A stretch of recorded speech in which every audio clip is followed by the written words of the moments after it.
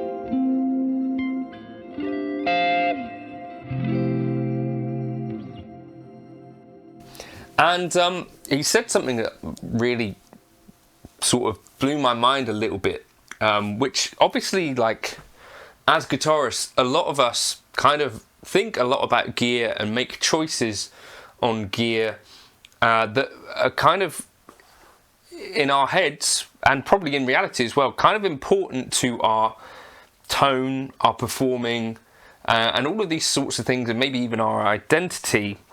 And to the point where, you know, some people will say, I wouldn't be caught dead using a modeler. Like, that's a thing that I've seen, you know, as recently as 2024 from, you know, pros. And then there's this other side of the actual, like, touring industry, which is a bit like, yeah, you kind of have to.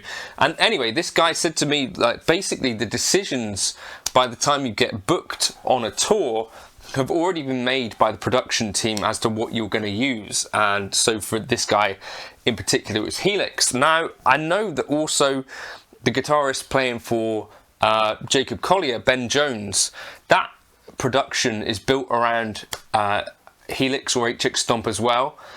And also on the West End in London, I think there's a bunch of shows around there that basically, you know, it's a Helix as part of the thing. Those are where the sounds are programmed in and stuff like that. And I think it's kind of an interesting sort of way to flip this thing on its head, because again, for me, what I see quite a lot of the time are things that are kind of super negative about modeling and stuff like that. Still, you know, where people are like, oh, it never sounds like the real thing and I would never use it.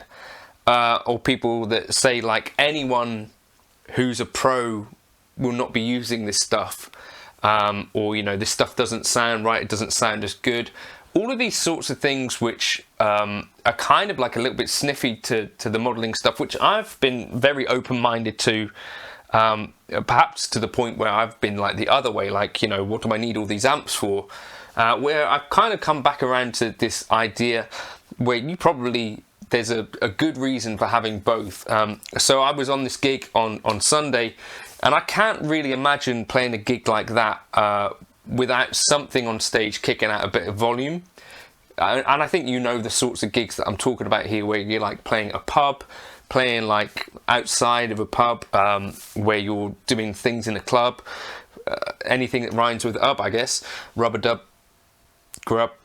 But you know what I mean, where it's like a smaller sort of club or pub-sized venue. These types of shows, especially when there's another guitarist using an amp, I think really benefit from having two sort of comparable volume type amps. So on this gig, my buddy Jake was using a Surreal reverb, which I'm still tempted that I should probably have one of them. And then I was using the backline, which is the first time I've done this in a long time, where you just show up and kind of figure out, I'll plug into whatever's there. It was actually a pair of PV Classic 50 combos. These sounded really good. I did identify by the end of the gig that it was in fact my bridge pickup on the K-line. By the way, Keith said I was a bit harsh on the K-line bridge pickup. I hope it came across that I definitely really like that guitar, but I can't really gig it in earnest until I switch out that bridge pickup. That's all I'm really saying. Like, otherwise, and that guitar will definitely be getting gigged a bunch more. But yeah, just that's kind of another part of this touring thing, where it's like you have these two kind of extremes. Like, most people aren't gigging with their own amps if they're touring like on a pop gig or a rock gig or whatever. Like, they'll have backline provided, and I did a video, didn't I, a while back with Sergio, who just got married. But one of the things that he said was, like, he did this vlog or like an Instagram reel where he just took one pedal and whatever was on the gig, he did that. And I think it was like a Marshall JCM 900 or something like that he ended up using.